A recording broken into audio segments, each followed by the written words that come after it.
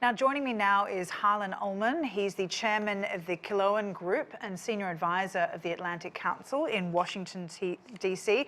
Good to speak to you again there, Harlan. Now, Moscow has announced that these drills are over and that some units will be returning to base. It's unclear yet as to whether there's evidence of that.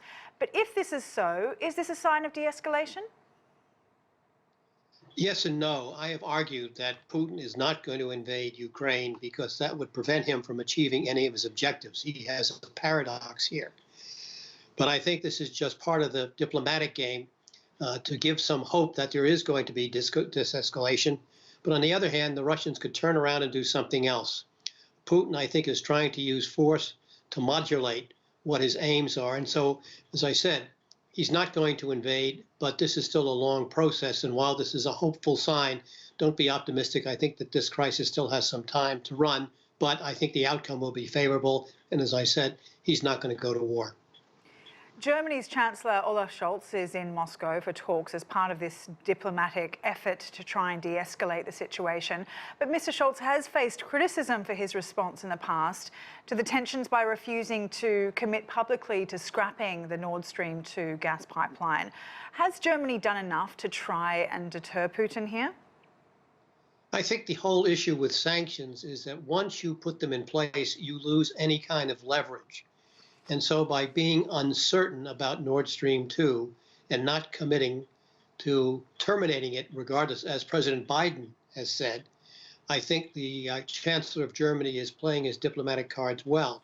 If Germany were to say it's over, that would lose any leverage. And so I think ambiguity here is very important. And the more that we can use structured ambiguity, I think the more likely we'll get a speedy termination of this particular crisis. Of course, ambiguity seems to be the game that Russia is playing in a way, though. I mean, we know that Russia has these security demands. It wants guarantees that Ukraine will never become a NATO member. Sure. But is Putin using his military swagger more to bargain for a role as a major global power in which he sees as the right to dominate smaller neighbours like Ukraine? Not really. I think it's, to me anyway, obvious. Putin saw this as a last opportunity for him to be able to come up with a new strategic framework in Europe. Now, this obviously is entirely in Russia's favor. But quite frankly, we need a new strategic framework in Europe. The Americans have shifted their focus to Asia. So what does that mean for European allies and NATO? And NATO with 30 nations right now is so cumbersome that getting consensus is impossible. So for the wrong reasons, Putin is right in that we need a new framework. And I think he's using military force, in this case with Ukraine, to try to achieve that as his major goal, and some kind of an arrangement with NATO so that any possible membership of NATO to Ukraine will be postponed indefinitely. In fact, if anybody in NATO were asked, Ukraine is not going to get membership now and probably for the future. So the use of force is in place here to come up with a diplomatic arrangement that Putin desperately wants and needs in terms of a broader agreement with the West that can deal with his needs as well as Western needs.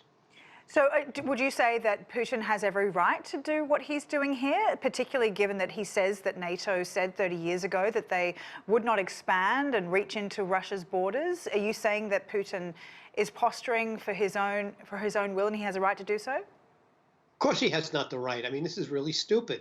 If Putin had said this in a measured way and said to Biden, look, Joe, we need a new framework. We got to work something out. What can we do without the need to mobilizing 100,000 troops? I think he would have gotten a deal. And so I think he was too clever by half. But in the Russian mind, he may well have felt that he's done everything he possibly can. And so therefore, he needs a force majeure to get the attention of the allies. And he's certainly done that. Everyone is on tender hooks here about whether or not there's going to be an invasion. What's going to stop it? Putin. As I said, the worst thing that Putin could do would be to invade. This would be the end of his regime. In Cuba, 1962, when Khrushchev put short-range ballistic missiles into Cuba as a way of bypassing America's strategic superiority, Kennedy forced him out. And the Politburo later forced Khrushchev out. If Putin were to invade, this would be a disaster for Russia. It would also be a disaster for the West because we'd fall into some kind of an economic, if not depression, recession, and so we get over it. But for Russia, this would be intolerable. And I think if that were the case in a year or two, if he invades, I think he'd be gone as president of Russia. We'll see, though. I'm sure many people are hoping you're right there, Harlan. Thank you very much for your insight. Harlan Ullman there from the Atlantic Council in Washington, D.C.